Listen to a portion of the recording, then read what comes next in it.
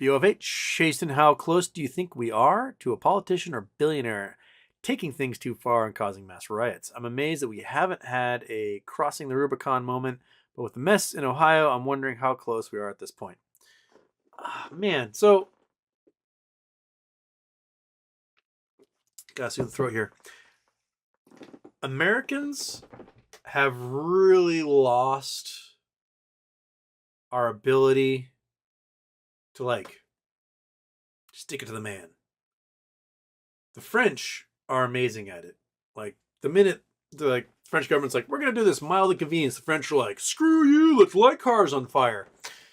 And that's just the way the French roll. They protest over everything, they strike all the time, and you know what? It works really, really well. I would think that if the United States workers could organize a general strike, right? We're talking not even a long one, 5 days, right? You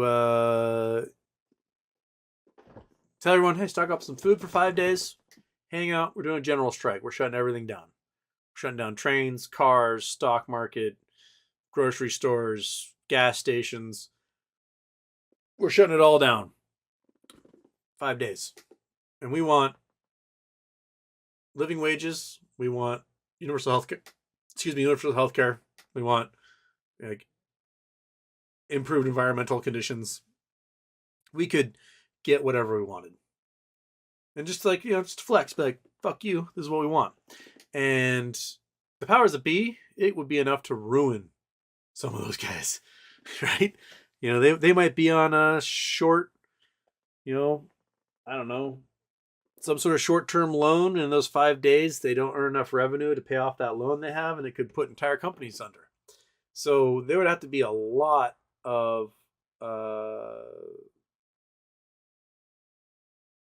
folks on board to get something like that to happen. And what the word I'm looking for?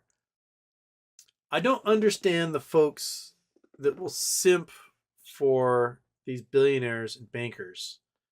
Like, you can say, hey, you live in this little place in Ohio, your entire town might be unlivable as a result of this industrial accident. So how about we say, screw you to the regulators who did a poor job.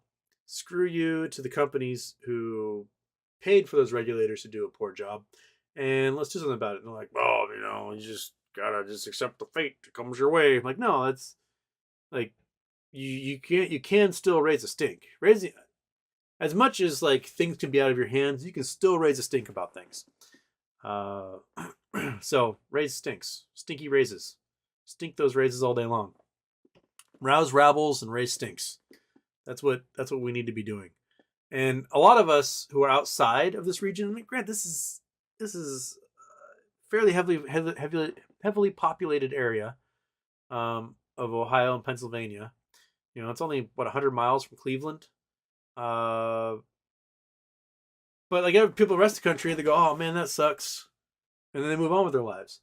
But those people in the other parts of the country, right? They have a refinery that explodes next to their house in Texas. They have a methane leak out of a pipeline that goes on for a decade outside their neighborhood in California. They have a river that catches on fire. They have nitric acid that tips over on the highway. Everyone goes, oh, that sucks. This stuff happens all over, and we don't look at it collectively as oh, look at all this damage we're doing by not regulating this stuff, by not having modern safety standards, by not having, unionized workers who aren't super tired and overworked managing these things. This is how we destroy ourselves. Just because, Union Carbide or whatever wants to make a quick extra buck over the few years, and then they cause $1 billion in damages. That's not the long-term strategy. I think about Hurricane Katrina.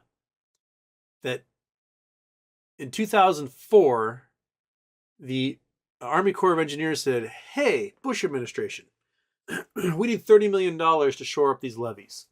The Bush administration's like, nah, we'll just won't do it and we'll save $30 million. And then the levees failed during Katrina and caused $500 billion in damages.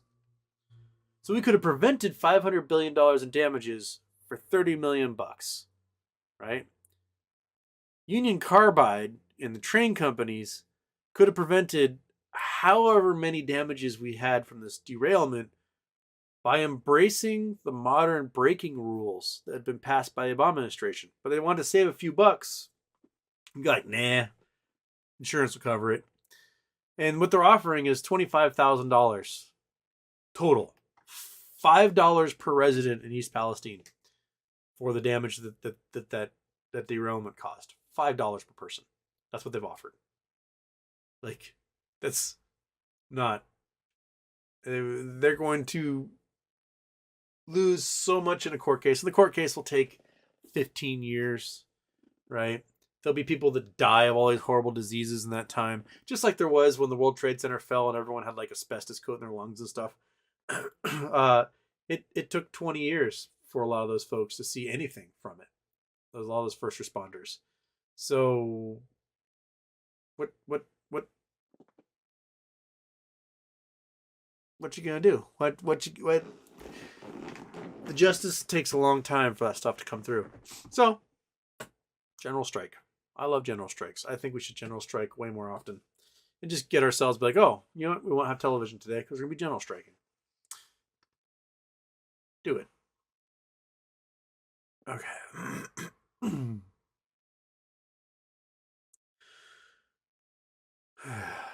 Okay. Oh, there's the reset of the chat. So I know I'm like 2 hours behind. So, okay. Oh, there we go. Jay, are they going to pick one or two banks, try to let them blow up, and let the other banks absorb them, and then bail the ones out that are absorbing as a favor? That seems to be the MO, right? When Wachovia and Washington Mutual went under, they basically did no bid awards to Wells Fargo. Got Wachovia for $1 billion or something, picked up, I don't know, 150 billion in assets, and Chase got Washington Mutual and got hundreds. It was the largest savings and loan at the time, hundreds of billions in assets for like $1 billion, no bid, overnight. Basically, the FDIC said, "Hey, you want this bank, Jamie Dimon?" Jamie Dimon went, "Okay, here's some pennies, wink." And FDIC took it and just turned. This is now Chase. I wouldn't doubt that's the same thing. I mean, at this point, the two big banks that might go under in the U.S. are consumer banks, Wells Fargo and Bank of America. I think those are the two that are in the worst shape. Problem is, Bank of America has an investment bank that they own, so this complicates things because prior to Glass-Steagall, these banks could not have investment arms. They had to be, commercial or investment, and now we've got investment and commercial into one entity, just like J.P. Morgan Chase. We've got Merrill Lynch and Washington Mutual. Washington Mutual, I keep saying that. Bank of America. So when those suckers go under, that's going to be a big, big problemo for everybody. I'm not sure who can pick them up. And if someone does pick them up, they're going to be such a gargantuan bank that if we don't antitrust it, then when those suckers eventually go under, which they will, there'll be no way to save them, right? So let's say Bank of America goes under and they get absorbed by Chase. So then Chase becomes Chase, JP Morgan, Merrill Lynch. So two of the three investment banks that exist will now be owned by one bank. So we'll be down to two American investment banks, Goldman Sachs and JP Morgan, Merrill Lynch, in this hypothetical, right? And they'll control, I don't know, like $5 trillion in assets. And then if Wells Fargo goes under, who can get them? Maybe Citi? Okay, so then Citi buys up Wells Fargo. We're down to basically two major commercial banks, a couple of regional banks. You might have like what, Bank of the West. I heard Umpqua and Columbia are combining, so they're becoming like the new Washington Mutual in the Northwest. Bank of California is owned by Bank of Mitsubishi, so they're already part of a large conglomerate. Um, Man, a lot of the local banks went under in 08, 09 and got absorbed by larger ones. Umpqua and Columbia got gobbled up a whole bunch in the West Coast, and now they're merging. Our local bank, we had this bank called American Marine Bank that was founded here on the island, and they lent out so many subprime loans. They went under and got bought by Columbia. And Sterling Savings went under for the same reason and got bought by Umpqua. So we're down to U.S. banks still exist. U.S. bank's pretty decent size, but man, one of our problems with inflation is that we have like 5 banks and we need 500. We have 3 investment banks and we need 25. We need to break these guys up or encourage the formation of new ones. If you are a billionaire, if you are a cajillionaire, you should probably think about forming your own investment bank. Like, if you're Bill Gates or Elon Musk rich, make your own investment bank. Why not?